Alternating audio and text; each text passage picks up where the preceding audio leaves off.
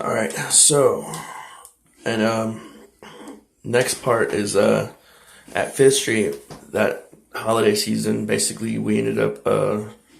Me and my dad had a big old argument. We had a big old fight, and I just wanted out. And I saw this job opportunity for a magazine crew, and it's to sell magazines and such, saying for people 18 and older and early 20s. I was like 19 at the time, so I thought it was perfect for me, and I went and did it. And I went to Texas. They lost my stinking luggage, and idiots on Greyhound and everything. Pissed me off. And forgive me, God. And anyways, so when that happened, I ended up like not having anything really, and they ended up giving me some clothes and stuff through that magazine crew for Christmas because it was the holidays, and I got a couple of gifts because I was like really new, like early like December that year, so they didn't have much time to really get to know me and everything else. I was only there for just over a week, like a week exactly or so. And then basically I ended up quitting because I wasn't selling any magazines. I was there for a whole week, and the last day I was there before I quit, I sold one magazine. It was a Rachel Ray cooking magazine. I sold it to a fat dude. And I was high on pot, and that's the other thing I forgot to mention. I never smoked pot in my life, never did any drugs. I only drank, and they pressured me, and the magazine crew kept pressuring me like for 2 or 3 days straight, nonstop to smoke. So I said, fine, if I take one hit, will you leave me alone? They said, yeah, they won't ask me ever again.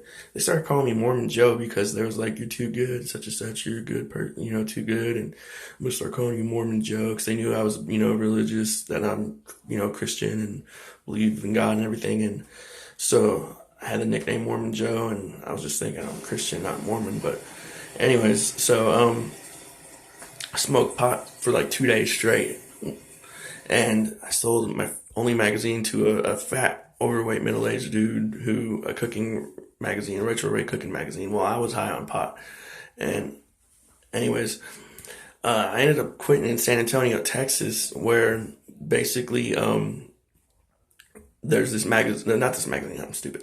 There's this wrestling school, Warriors for Christ Wrestling. And if I were to say if anyone was inspired to go do wrestling, professional wrestling, don't go there. Dude's a hypocrite, and I'll tell you why. So this is what happened. So I went there. I got a hold of this one guy. I forgot exactly what his name was. Oh man, I can't even remember what his name was. I want to say it started with an R, Roy, or something Robert, or I don't know, some dude. Anyways, and he told me that he was looking for a roommate. So I was like, cool. I told him the whole situation, said I'm willing to quit this and I'm willing to come, and I just need a place to stay, and I could, look for work. I'll find a job. I'll pay, back immediately, and I'll pay, my share of whenever, rent, whatever we discuss. He was all right with that. But then as soon as I got there, basically I became homeless, and I had a few bucks to my name. That's it. I remember just, thinking, what am I doing? I don't, and so the next day came. Basically, actually, let's get back to the first day real quick. I'll try to make this fast. My stories aren't always fast. Anyway, so I ended up calling my dad, and then I told him the situation. I ended up staying actually the first day at this. I went to this bus stop, saw this one guy. He was in a wheelchair, older dude, 40s, 50s, probably at least. He was, he heard the situation. He was like, just come back to my place. You can sleep on the couch, and then in the morning figure out what you're going to do. And I was like, all right, cool. Anyways, so that's what happened. I went there the next morning. I ended up I did so much walking, like for those few days that I was homeless. I never did so much walking except for like two other times here, or different stories I could tell later. But so basically I ended up the next day, and my dad ended up sending me some money. I had to walk all over San Antonio. I ended up finally getting a ride from this one dude, and my dad sent me like $100 or something, or a little over 100, just enough basically to pay this one guy who drove me all over. I paid for me and him for food. I bought a room for a night for me and him, separate beds, of course. Like, ended up being a funny situation. They ended up giving us a trashy room, and so I ended up going and complaining. I was like, I can't sleep in this, I can't stay in this for a night, it's disgusting. They went and looked at it, and it was like, oh, our bad. So they ended up giving me, instead of a like two bedroom, they gave me a 1 bedroom suite that had a bedroom, and then it had the room, and I had the bedroom, he insisted. But I ended up, actually no, he ended up having the bedroom because I insisted he had the bedroom because I didn't need it. I just wanted the living room with the big TV, and I think he had a TV in his too. But anyway, so long story long, I guess. So I ended up the next day after that, I went and finally met with the wrestling crew, and I had lunch with them. They went to all you can eat buffet place, which I enjoyed because I was hungry from not eating too much those few days, and so I ended up staying. We ended up staying there for an hour or so, and we were talking, me, him, and all of his other I guess people that train whatever. And so he ended up telling me a story about his daughter was like 15, 16. She got pregnant. He kicked her out because he said that that went against his religion, that goes against God's words and such and such. But he's an idiot. He bragged about how he kicked his 16-year-old, 15, 16-year-old daughter out because she wasn't living right, and it strained their relationship for years, but now he has a relationship with her. He said he was a millionaire, and this dude's a fat, heavy set dude.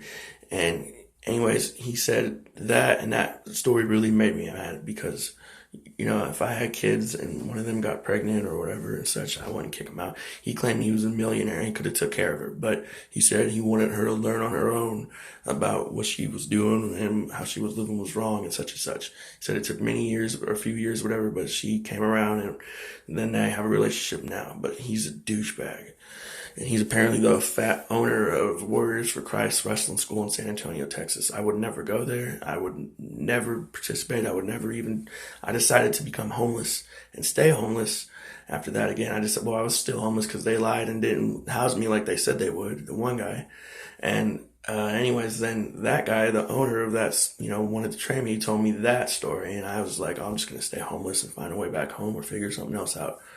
So I ended up leaving, never going back to talk to them ever again. And I was roaming all over San Antonio. I ended up finding this one dude the next night, like the third or fourth night, and I was out there. And so this one dude told me, hey, just there's this newspaper thing. You be here at like 4 a.m. They'll basically, all you got to do is give them an identification card of yours, and they'll hold it, and they'll give you all these newspapers, and you sell what you sell, and you get like 30% of what the sell is, and then you keep the tips. And basically throughout the day, I was getting tips here and there. Even one person gave me $20 and didn't even want a paper.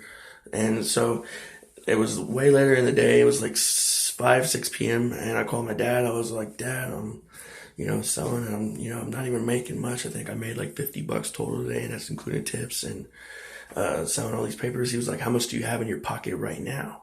And I said, well, I went and counted it. It was like $130 or something like that. I was like, it's 130. And he was like, take all of that money and go get you a bus ticket.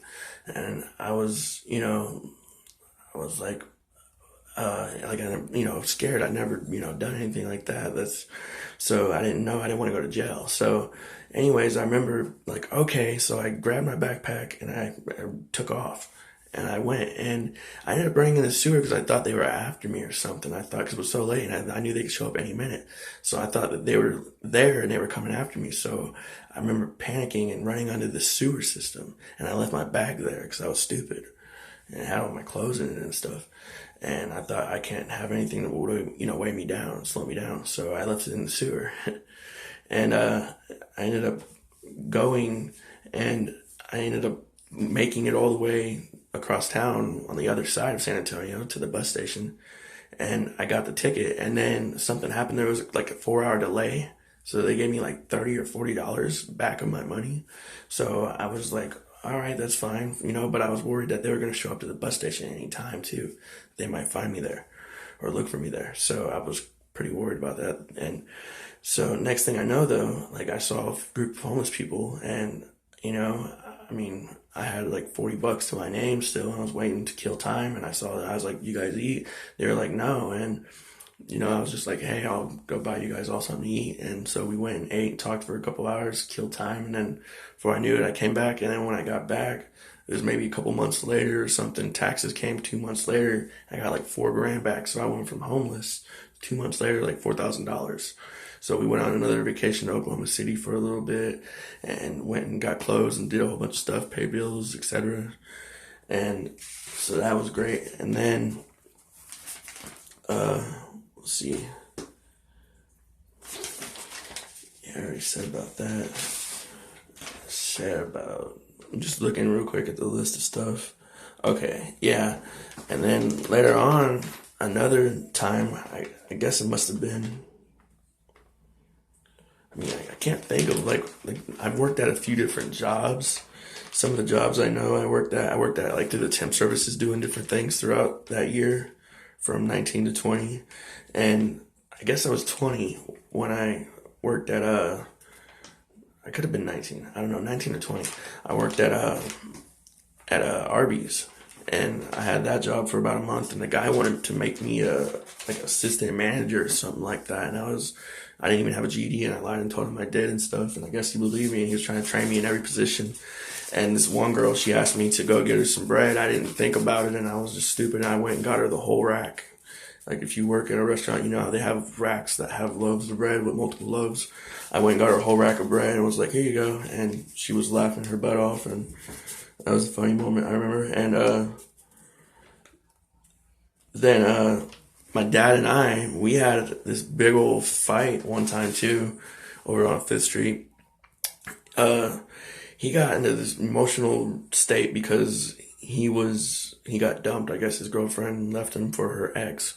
She went back, and basically, he got mad. Our cousin and me, we have that past, and there's like a lot of stories, a lot of past about him. And he's, sort of, he was a douchebag. I don't know if he still is. God forgive me for saying that. I'm just being honest about my whole past and everything. And even if, I just got to tell the truth. Anyway, so he didn't want David ever there. And I said, okay, but we were drunk one night, and he didn't want to drive all the way home, which was like another, how far is it? Like 15 miles or something. He didn't want to drive like 15 miles or whatever back home drunk. And so, I mean, I was just like, whatever, I guess you can stay here. I was drunk though. And so the next morning, our dad wakes up. He starts pounding everywhere. He starts going crazy, and he starts throwing things and, pounding on the wall, trying to get our attention. So I wake up. We started arguing. David and them already left at that point then, and to that. And then me and him were arguing. Me and dad were arguing for a little bit. And basically, I was waiting for a check to come in the mail that day because I worked at OG&E for a week, and I had a $400 check come in the mail. And anyway, so when I worked, not worked, but when I was supposed to get that check, I ended up doing laundry and all my clothes. I told him I was leaving fine. I told Dad, I said, I'm going to do my laundry. I'm going to wait for my check, and then I'm going to leave, and you won't ever see me again. We ended up having this big old argument. He ended up basically getting, mad because I went into the house to go check on my laundry. And so as I was going in there, he was talking crap, and I was coming out, and I was going towards the porch. And as I was going towards the porch, he was getting in my face, approaching me, talking crap. So I was just like, nah, nah, nah, nah, nah, running my mouth, saying things like that, like, a kid does or someone does when you're mocking someone. He got mad, and he followed me outside and started choking me. He called the cops. I said, well, if you call the cops, you're going to jail. I didn't assault you or do anything wrong. So anyways, the cops came. They heard the story. He did go to jail. It was a felony strangulation charge and everything. But I called the DA. I think it happened on Friday. I called the DA that Monday and told him everything and said I wanted to drop charges. I didn't want to press charges. And he called on himself, and then they agreed, and they ended up letting him go. And he ended up getting bailed out, though, by one of the officers, and that same officer was someone we went to church with that knew us, but he said that he felt our dad was in the wrong. I'm like 20 years old, and he's got no reason putting his hands on me in the first place, and all that other stuff, and for people to say, oh, I think it's, your dad's right. Okay, so, I mean, and it gets me, he's supposed to be a Christian, and I mean, Christians are supposed to, like, and then how's it okay? Because we're taught not to put hands on one another, but how's it okay for, oh, he's your father, he can do that, he's your dad.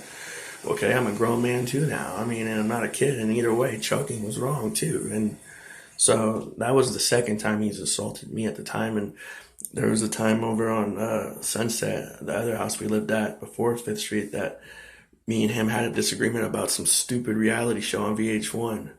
It was one of those, like, I love New York or some, like, it wasn't New York. I think it was like I love pumpkin or I love something, some bull stuff. Anyways, this one guy was a bully, and he was going around picking on people on the show, and the bully walked away from this one guy, and then the so-called good guy walked up to the bully and was instigating, and then the bully headbutted him. And then I said, well, that's what he gets though, because he knows he's a bully, he's running his mouth, and he walks away from you, just leave him alone then. I mean, but he ended up following him, got in his face. The bully ended up headbutting him, which he was wrong, but the other guy was stupid too. I said, so that's what he gets. My dad got mad, and he started punching me in the head, like, several times. How the heck does that work? I gotta make another video in a second.